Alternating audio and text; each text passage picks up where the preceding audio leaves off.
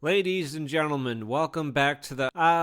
who are we kidding? Gentlemen, welcome back to the channel. I'm White Pill Media, and this week we have two more indie games to review. I know it's a little spooky, but just pretend the Saw is actually a beautiful Californian-style pizza with thick pepperonis. Now it looks really peaceful. Now, boss, just go into the pizza and have a good time. Whoa! It became an actual pizza, what? Gee, thanks, Pooch. For a moment I thought you were trying to kill me. You're, welcome, bro. Ooh-woo.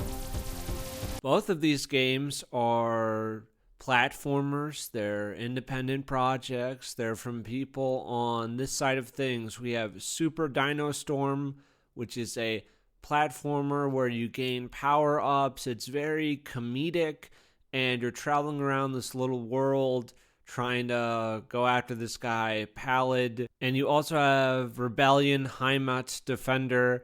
And this is from Cult Games, the guys who made The Great Rebellion. This came out before The Great Rebellion, and you can really see this as like a prototype or an early version of what The Great Rebellion would be. I did finish SuperDyno Storm, but I will admit that I did not finish Heimat Defender. I got pretty far into the game, but I just set it down. I wasn't having a great time with it. The main issue with Heimat Defender for me was the controls. They're rather clunky, and it doesn't feel great when you move.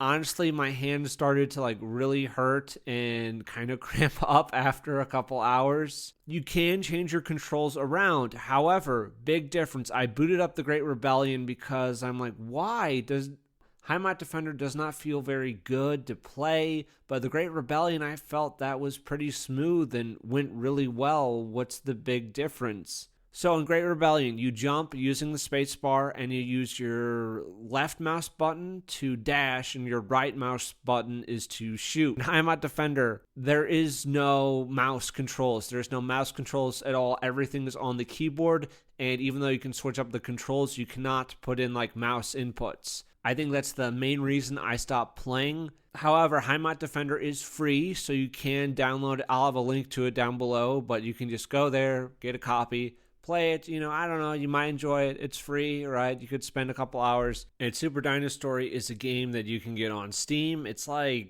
want to say $12, and it's a couple hours to get through.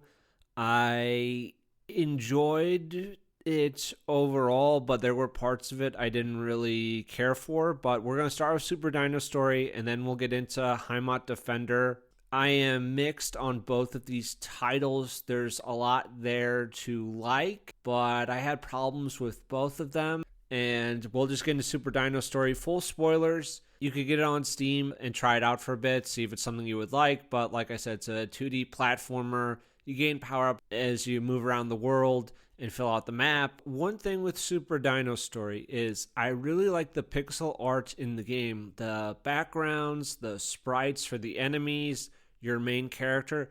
I think that all looks really good. I do think the thumbnail cover art that they use on the Steam page and just character portraits, those do look worse than the pixel art. I don't think it's awful, but the pixel art looks really good. So the voice acting is a bit hit and miss.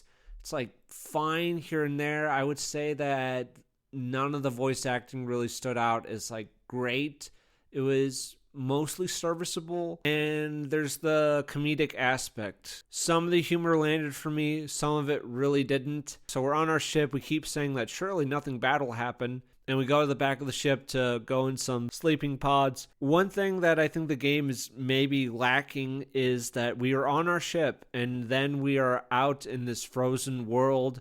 There is no transition. There's no kind of explosion or crash or sound. I know animations can be kind of pricey, but I really think there should have been some kind of sound effect to signify that our character went to sleep, and then here we are, we have crash landed on this planet, because I was a little confused at first. I don't know. I think we needed some kind of transition. I'll play some of the music here. I think the music is done pretty well overall for the game.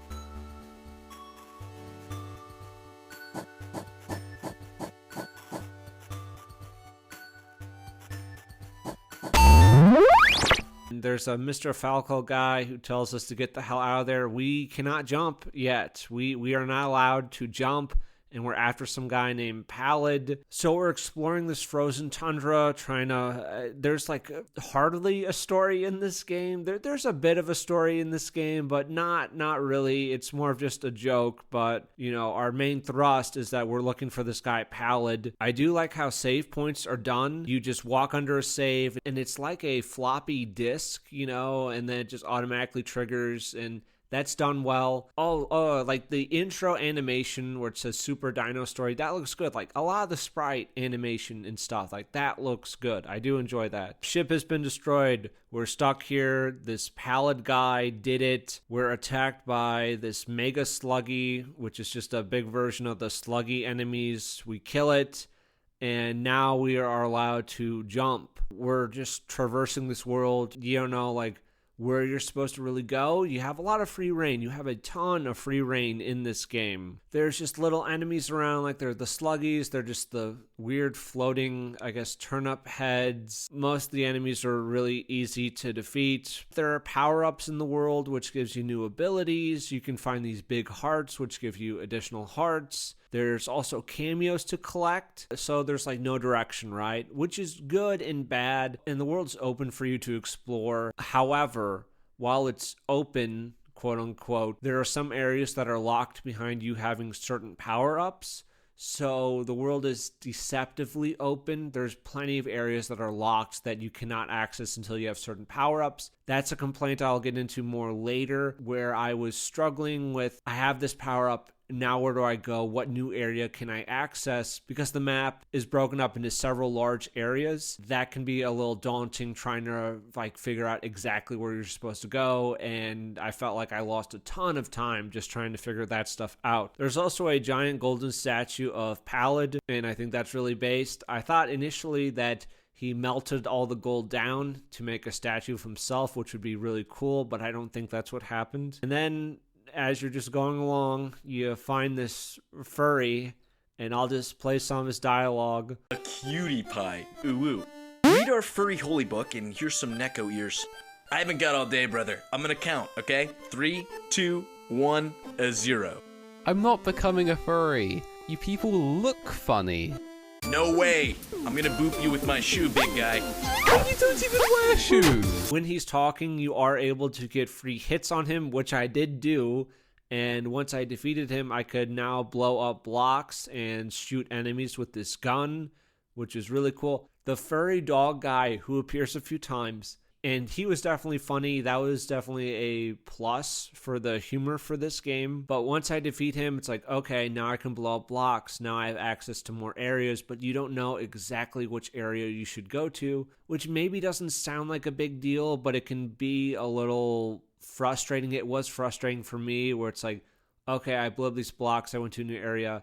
Nope, I still need a different power-up to go further. So I've wasted some time getting here, and I still don't know which is the correct way to go. Oh, and there is a castle palette at the very top of the world, and I cannot enter it yet, and once you do go in, you're not allowed to go back out, so there's that. Initially, and this was just my fault, this wasn't really the game's fault, but I thought since once our ship crash landed and the first scene was you and that Falco guy talking to you, that I had to go to Falco. I thought Falco was the first guy I had to fight and defeat. That's very wrong.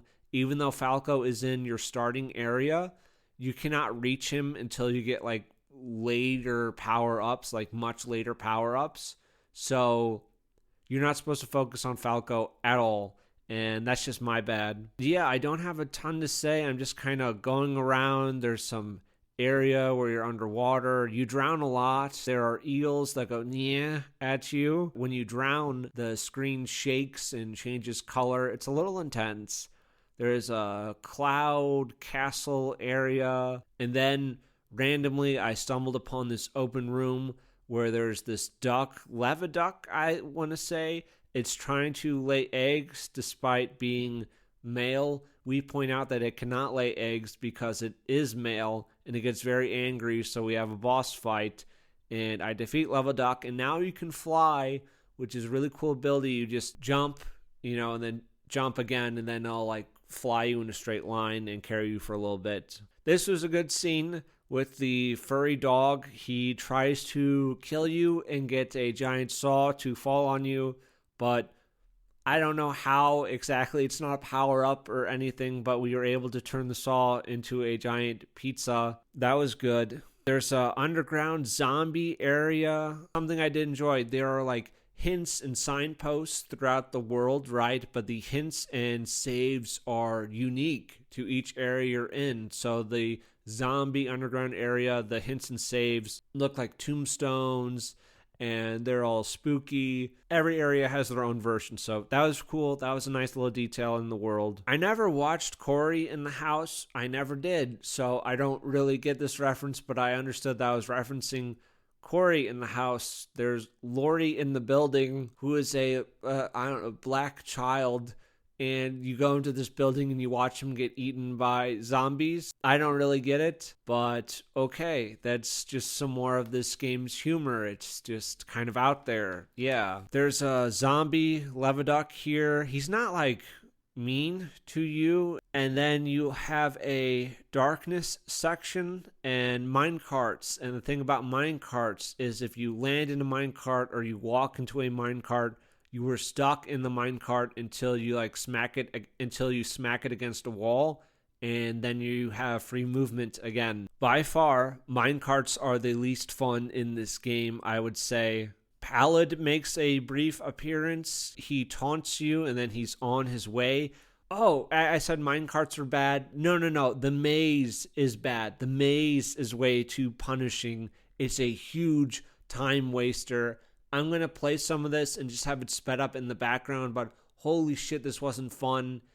You have a bunch of portals and you have to go through the correct portal and the right room, just a chain of correct decisions. And I spent a good amount of time trapped in here. I thought I did every possible choice, and I'll admit it, I looked it up. I looked up a walkthrough.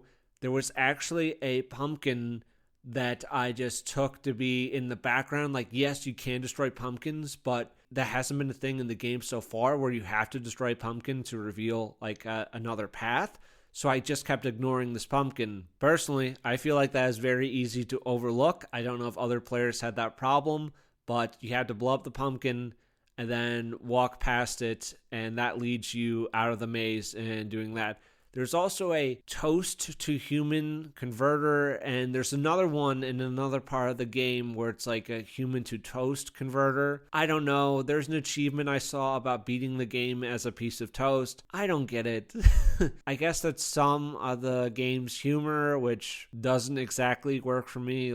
Oh, you can be a piece of toast. The minecart areas could be really shitty. You had a save point. Then you had a bunch of saws and stuff. You had to get through all them, and then you are at a minecart section. You can fail easily because there are spikes, there are saws, and hitting any of those things is a one-hit kill. You just die instantly. Another boss fight down here, which is Princess Obley. I think this is supposed to be like a trainee thing. Hey, princess, I can't be with you because I'm not Obley.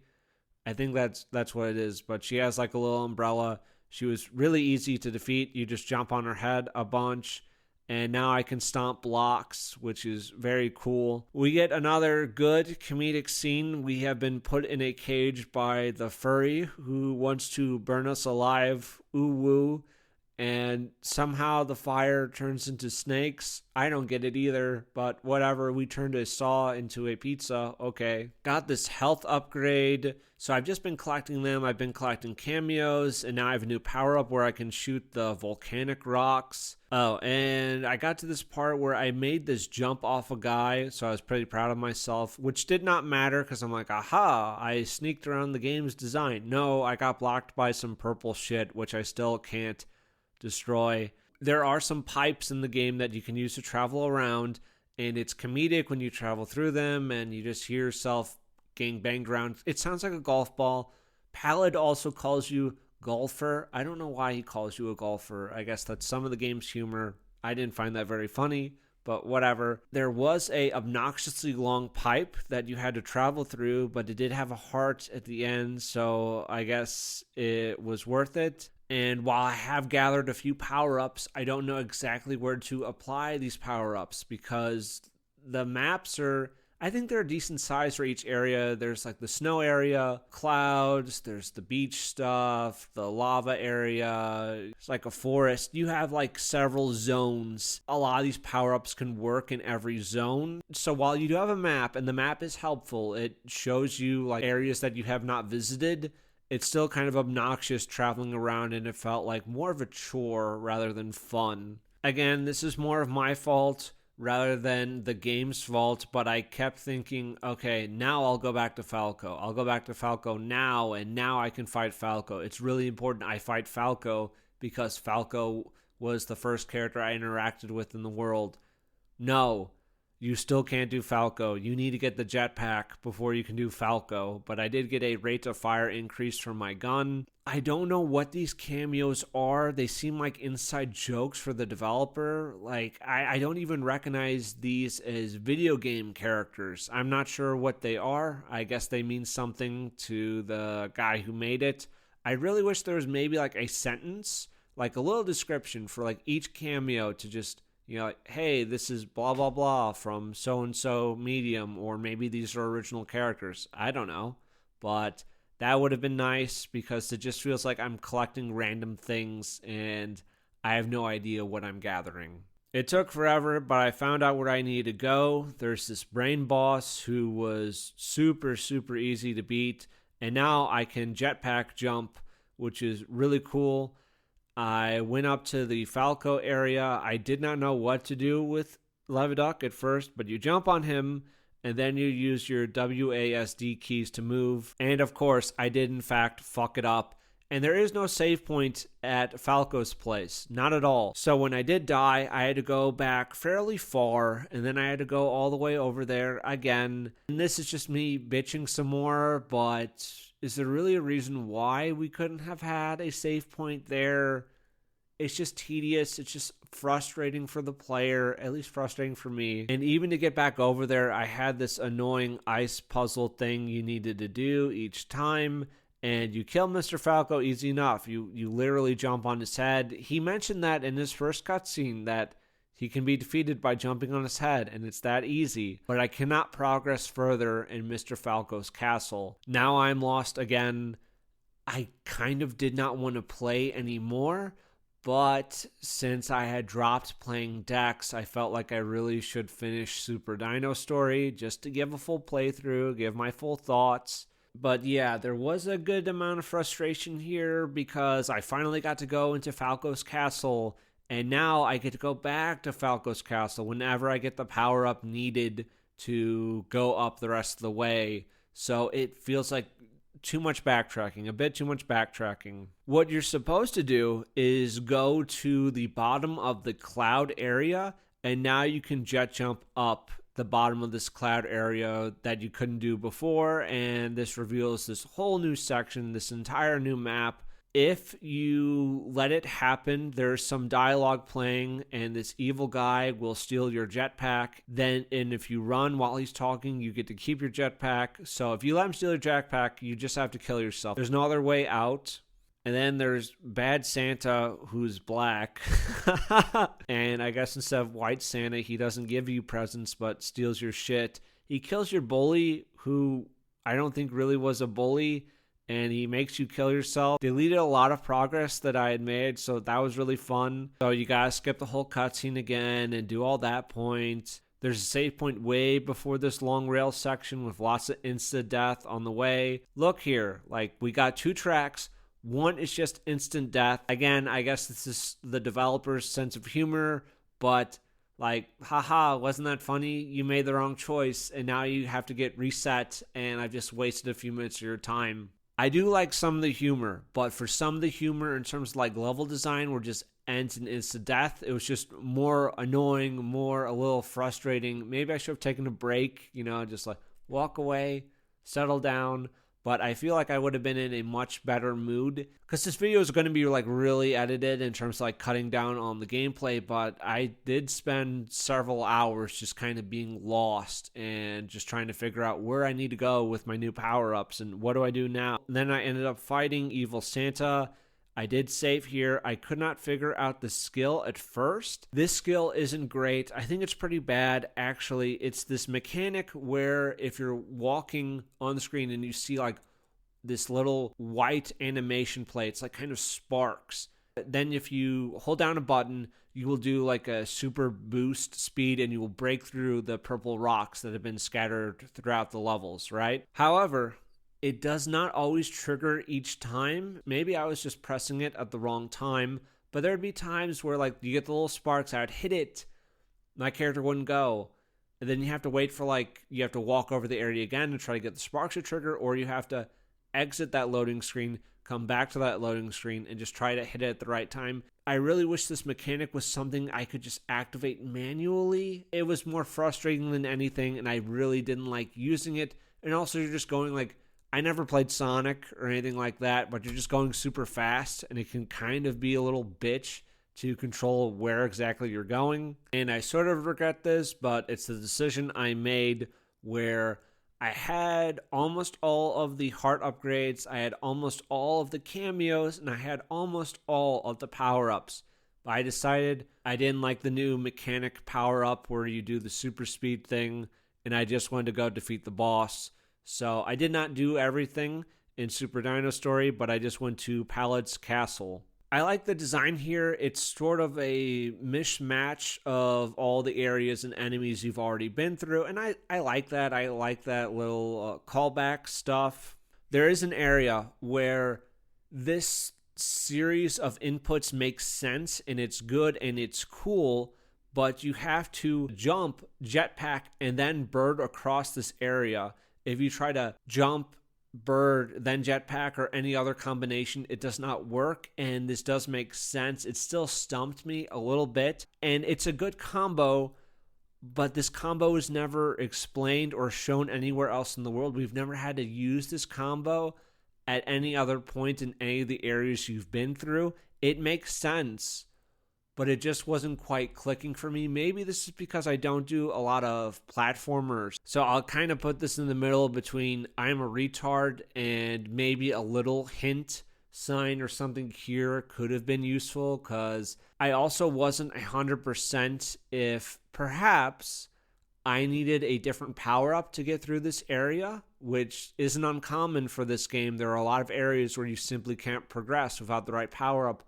or I was just doing it wrong and I needed to just use my power-ups in the correct order, which was the case here. So speaking of Castle Palad, I wish there was a save point right at the castle entrance. That would have been fun and convenient, but no, there isn't. So if you do die, you could set back a bit until you get a checkpoint inside of the castle. My favorite character makes his final appearance here. It is Raining Furries, and that's funny. And I really like this where it's like, oh, I have to fight all of you one-on-one. And no, it's a boss rush and they all try to gang up and attack you at once. That was funny. Sometimes the humor for this stuff, it really works. And that's the stuff that I did enjoy. There was this little puzzle room with these like blocks where if you hit them from down below, now the blocks appear. I think I've seen this in like Super Mario Maker. I'm not really familiar with that, but I think they might be called Kaizo blocks or whatever. That was okay. There was a drowning maze, which was super cool. I did die in that, and then I had to do the maze and the little puzzle room all over again. We literally knock a golf ball into a hole, so we had a little golfer bit. Some of the humor works for me. The furry guy especially. The golfer thing, not so much. But there you go. And then we have the boss fight with Palad. We're finally here. You drop down from above, and he has a sword attack. He can jump in the air and just shoot a bunch of lasers and stuff. He turns into a giant, like, slam thing. And it's not that bad. I did defeat him after a couple of tries, and you think that you're going to get a save point, and then Palad runs in and literally steals the save point. There's no healing. So when I beat him, the first time I beat him, I had very low health and I died.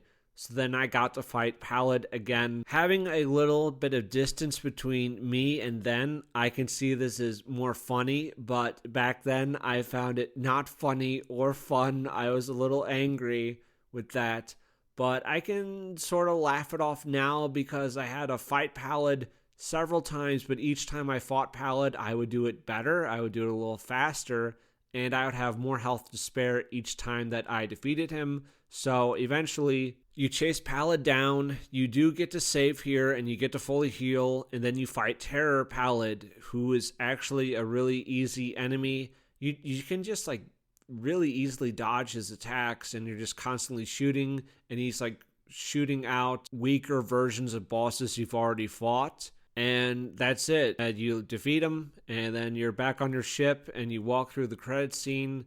I enjoyed all that. Yeah, like I said, I missed a cameo. I missed a boss. I saw a hyena on the ship, so I assume that's the boss I didn't get. I don't know what the power-up I missed is, and I don't know what was left in Falco's castle. I might go back to try to finish this at some point because apparently there's an achievement for beating the game in less than 1 hour. If there are any speedrun people, maybe they could pull it off. I definitely wasn't that. I died a lot, and I put in maybe, I think it was around 5 or 6 hours. So I'm probably not the guy to give great advice on this game because, you know, I struggled. I did struggle at parts to get through this. Levidoc is on the ship as well, and he tries to fake laying an egg, so that's good. And yeah, we're just back on our ship. Once you do beat the game restarts, and now you have red hair, and the game is harder. There's spikes and stuff everywhere, and Falco talks to you. There are guys trying to kill you. You still can't jump at the start like before, and I died to some icicles, and if you do die, you have the privilege of walking through the entire ship, again, at very slow speed. Super fun. And then I did that, and I thought I was going to play a little more, and then I ended up dying again, so I quit. That's it! Back to Winnipeg! That was the final straw for me. I'm like, I don't know, maybe this red hair version of the game is like super cool and interesting. However,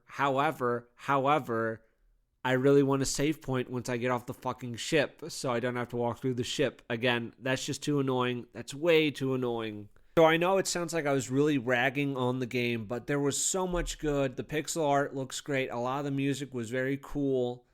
The controls feel good and right. The humor was hit and miss. The furry, he is the best part of the game. I understand they're being kind of meta, and the whole story and Pallid thing was more of a joke, but I would say that you could play it a little more straight and still make it humorous. Maybe that was a little weak. Yeah, the Pallid was never like particularly funny, but the furry guy was.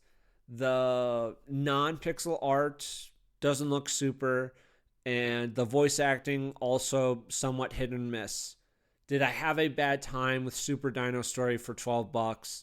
No, I didn't have a bad time. Looking back at it now, were there parts where I got frustrated because I didn't know exactly where to go and I was just wasting a lot of time doing a lot of backtracking? Yes, that was frustrating. But would I play more by this developer? I would. I'm not sure when it's coming out. It might be 2025. I might be wrong, but they're developing some game called West Men. It looks like you move around a map and you're like gunning down NPCs and stuff, and you get to play as like great men of Western civilization, I believe. That sounds super cool and interesting. So I will definitely play and review that once that's out. If this game sounds interesting and you want to play a platformer, you know, you can give this a shot for sure, right? I think it's worth it. I think it's better to give something like this a chance than really just throwing your money away on some like big $60 game made by people that do in fact hate you and would like you to be dead. So there you go with that. I will have to also knock off points for this game because there is no transgenic crab girl reading Das Kapital, and that really is a shame.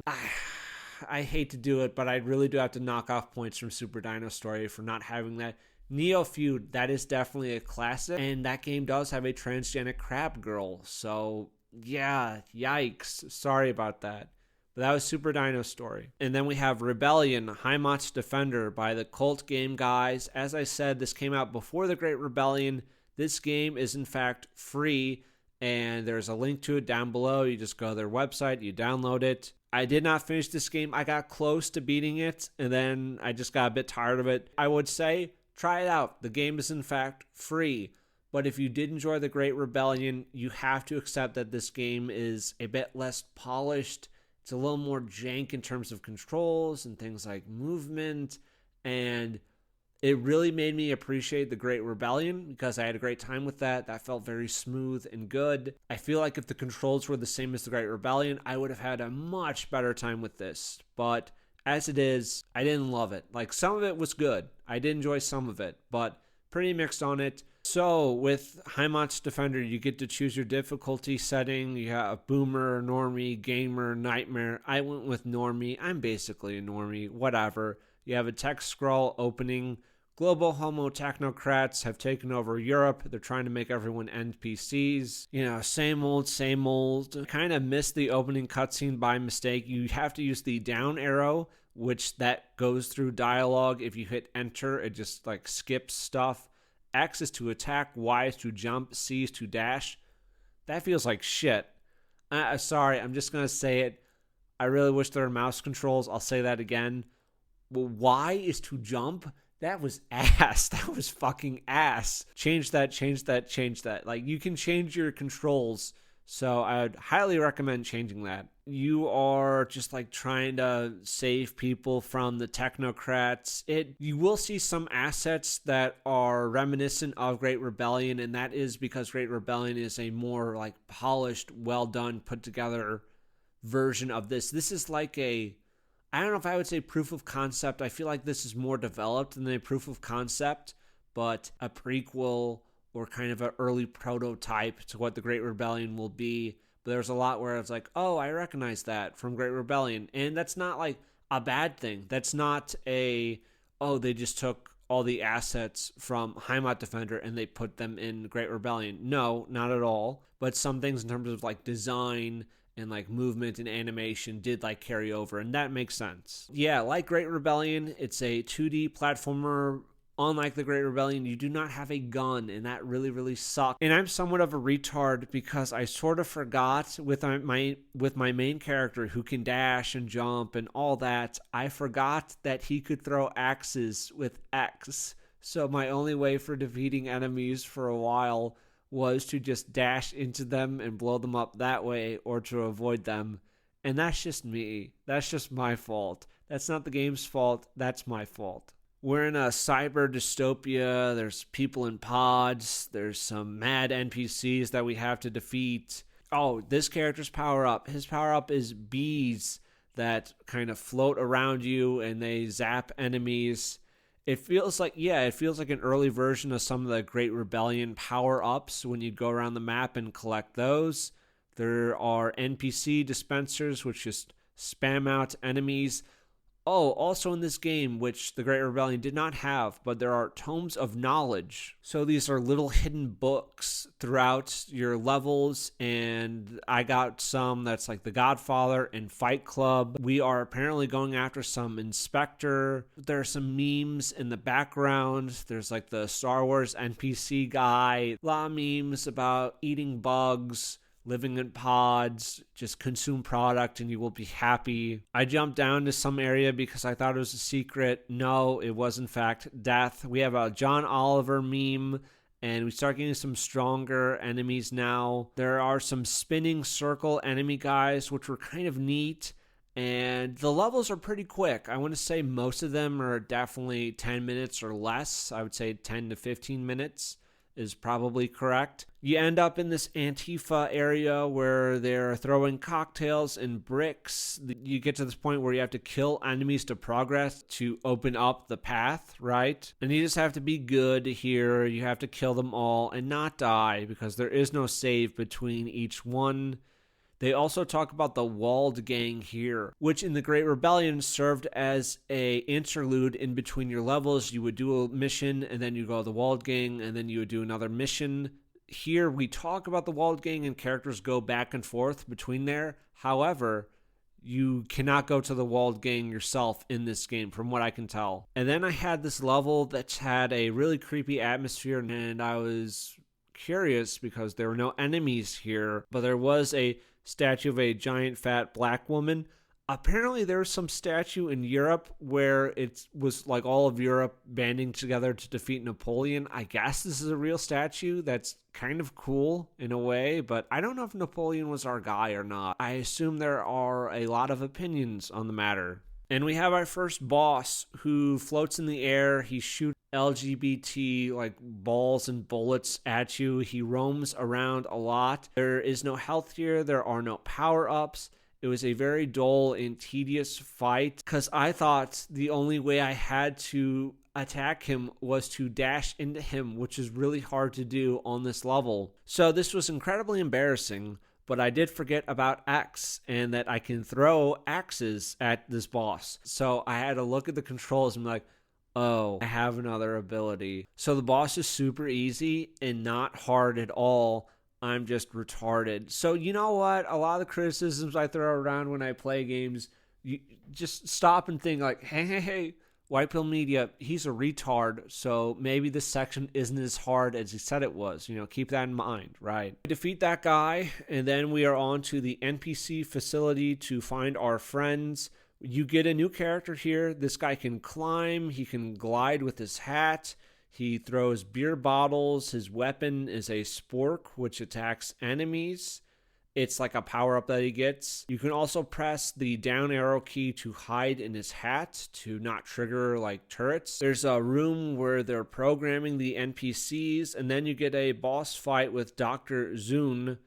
I did have a good screenshot where I was hiding in a corner in my hat, and he had completely boxed me in, and I had 1 health. No, I did not survive, in fact. And I guess that's another thing where I would recommend the Great Rebellion over this, because the Great Rebellion, you got to get guns and get better guns as you progress. You could upgrade abilities in your character, your health, damage, whatever, right? Your power-ups. So that all felt like really good progression. Whereas here, there is no progression. There's nothing to really change or upgrade. You're just kind of stuck doing this, which is okay. It is a shorter game, so that sort of makes sense, but I don't know, it doesn't feel great.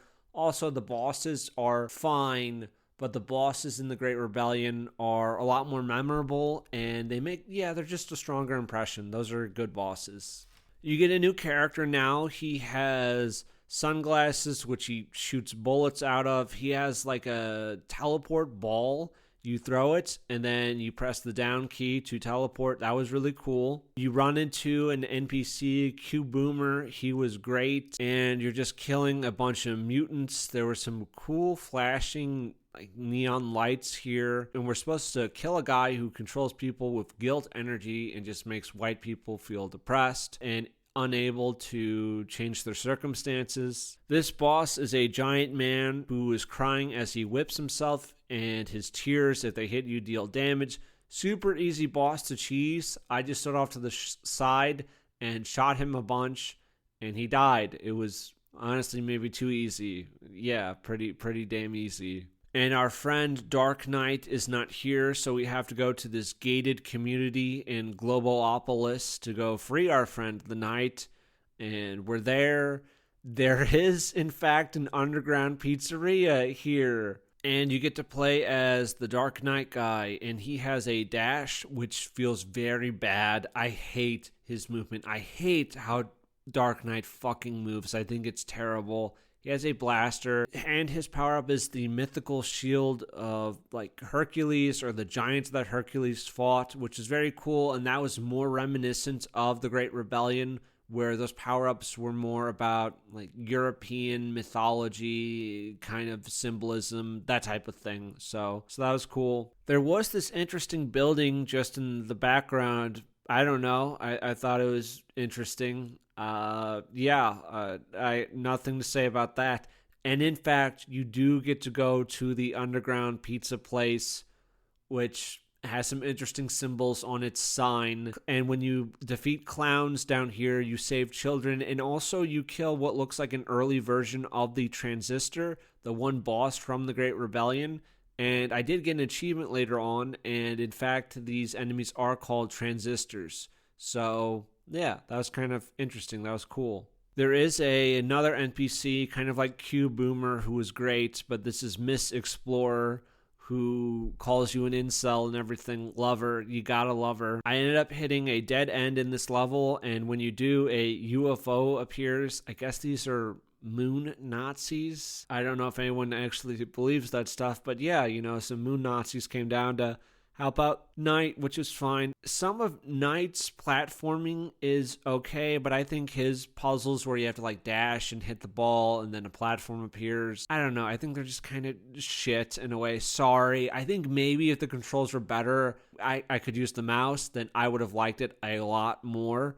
But my fucking hand started to cramp up a little bit. I sort of get it when people cry about like carpal tunnel syndrome. Like, I get it. Like, I understand. My hand hurts. My hand really hurts. So yeah, I don't really love his platforming. I thought the guy with the sunglasses and the teleport ball had the most interesting puzzles by far. Like, it was just fun. It was really fun. Like, you toss the little ball, you teleport to a new spot. Sometimes you have to time it correctly because there are lasers moving around. That was cool. I enjoyed his the most by far. And we get to this room where it's just a big chain that's moving around in a circle, and some of these balls are lit up and shoot lasers at you. Some of them are not lit up and they don't shoot lasers at you. I thought this was shit. Honestly, I thought this was pretty shit. Like maybe the worst room in the game. It's super dull. It's so dull.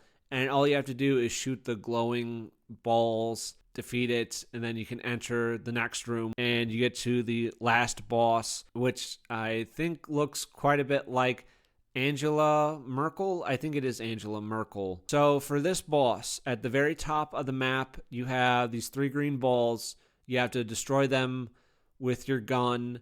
And once you do that, Merkel is free and she will shoot lasers at you. But at first, there's 2 Antifa guys at the bottom, and then these like little clasped hands that move around in a U. You can jump on that platform and that will carry you up to where the green balls kind of are. And you have to jump up and use your dash to hit them. I spent a while in this room, maybe 30 minutes or so. It just kind of sucks because you have like no room to maneuver, and I get that it is part of the challenge, but it's pretty frustrating in its level design, and I was having a pretty bad time with it just because you have to time your jumps and your shooting like really well, and you can't afford to make a mistake really, because then you won't have enough health to deal with Merkel whenever she is free. So it's just kind of gay and annoying. I was able to destroy all those and then like fight Merkel a handful of times, but I would die. I just ran out of health by that point, and there's 1 power up and 1 health off to the side. I just stopped playing. Sorry if that's gay, and I'm sorry if I lose any gamer cred with people. It's just a little tedious, and I don't know. I just wanted to stop playing. Like, that's why I stopped playing Dex. I feel like that's fine for me to do if I'm just not enjoying a game. Like, I'm trying to do that more with books as well. If I'm not liking a book, I can't really force myself to just read the whole book. What's the point? If I'm having a bad time by page 50, I'm going to have a really bad time by page 300. Maybe I should have beat the final boss, but I did not. If you play Heimat Defender, you could defeat Merkel. Let me know how it goes if you do. Maybe if I just came back to it. I just don't like how the room is designed, just having like 0 movement, which, yeah, I know that's a part of the difficulty. It wasn't fun. Like, it was not really...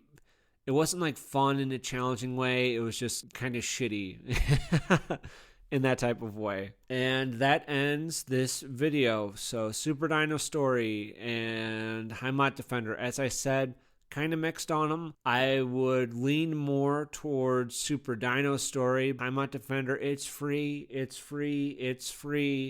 right? So check it out if you want. But I would say buy the Great Rebellion if you haven't. Play that.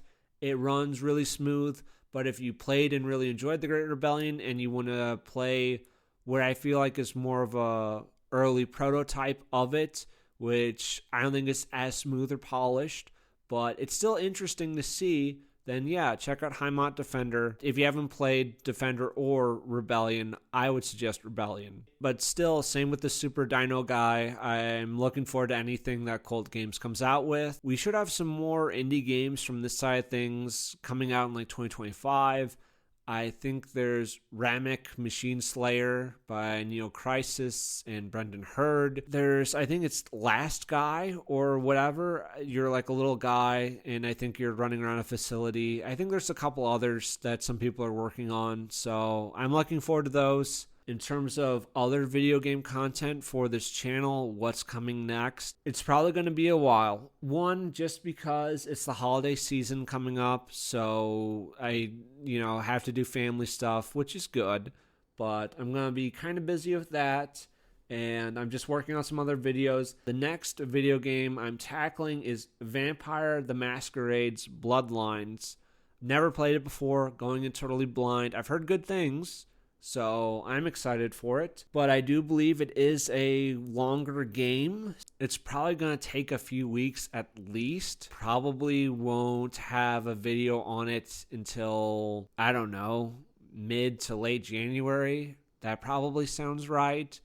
Just because if it takes, 50, 60 hours to do, maybe it's not that long. But I assume as an RPG, and I do want to try to do like everything that I can do in a playthrough. I know I probably won't be able to do everything, but I'll try to do as much as I can. I'll probably be 50 to 60 hours, so it's going to be a minute. Otherwise, I should have a Troth video where I talk about indie books. Should have it done before Christmas. I am over halfway done with all the books, and I'll probably actually be recording the audio for that next week. Right now, I am recording this on Sunday, December 8th, very late at night, and I have to be up very early for work, so that's not good. Probably by the 15th, I will have the audio for that Troth recorded, and it'll probably take a week or so, but it should be up before Christmas. Otherwise, I have some video game content that you can check out on this channel. There's a playlist, but recently I just went through all the Deus Ex games. Some other indie games that I covered were Dex and Neo Feud. Those are both fucking bad.